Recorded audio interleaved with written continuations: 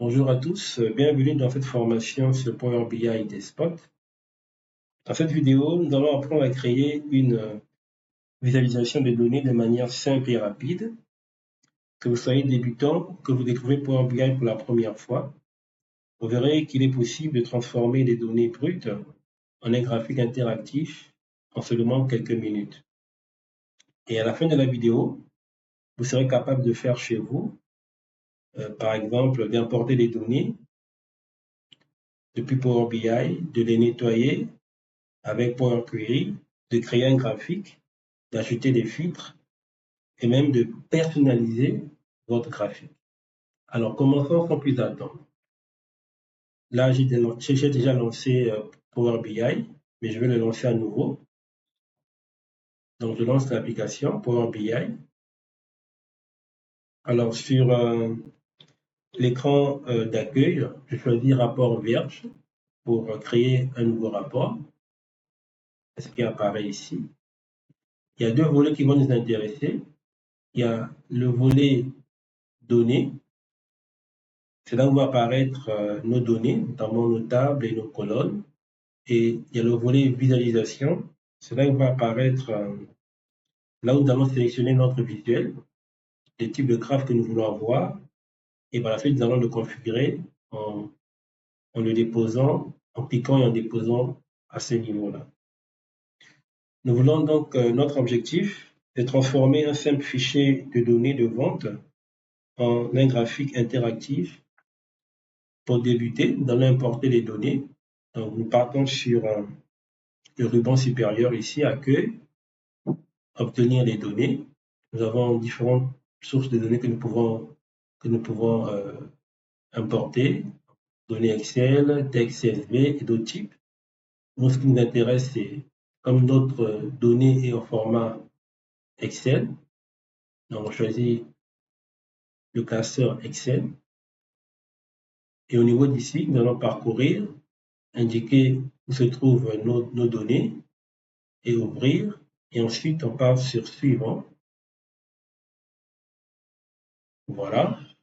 Donc, nous allons, donc, on sélectionne et avant de les charger, eh bien, on vient à ce niveau-là, au niveau de la flèche, et on va d'abord les transformer.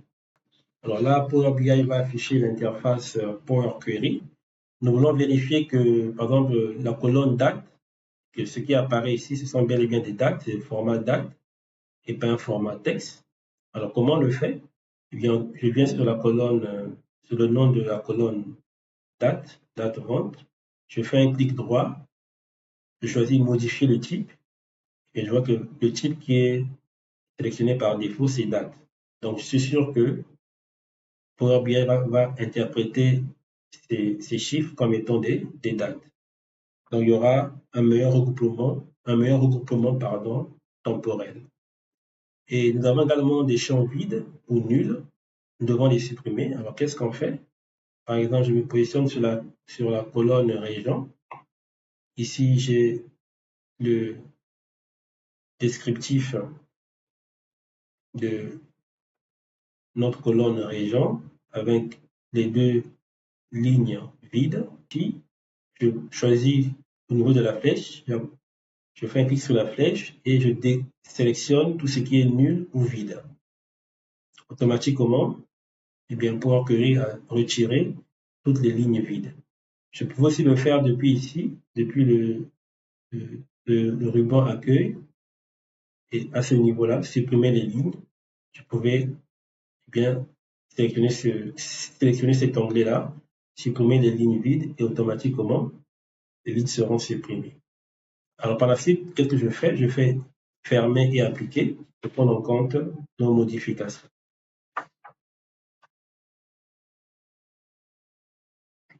Alors Power BI va charger donc les données et les données seront prêtes pour être exploitées.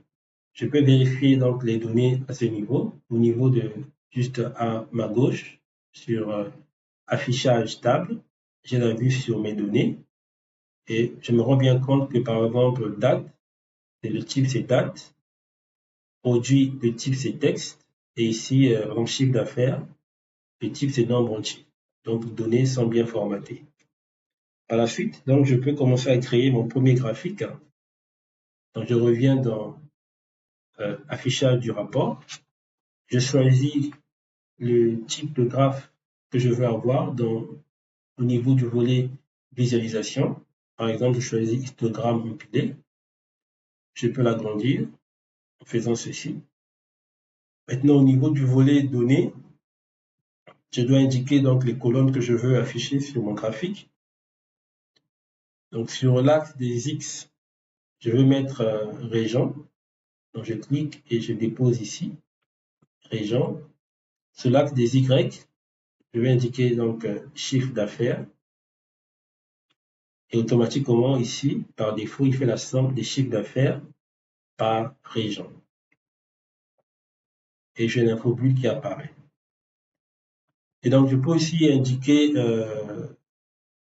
au niveau de légende ici, je peux ajouter produit, qu'il affiche les produits vendus pour chacune des régions. Et donc, j'ai le code de couleur. Par exemple, ici, c'est le rose pour tablette.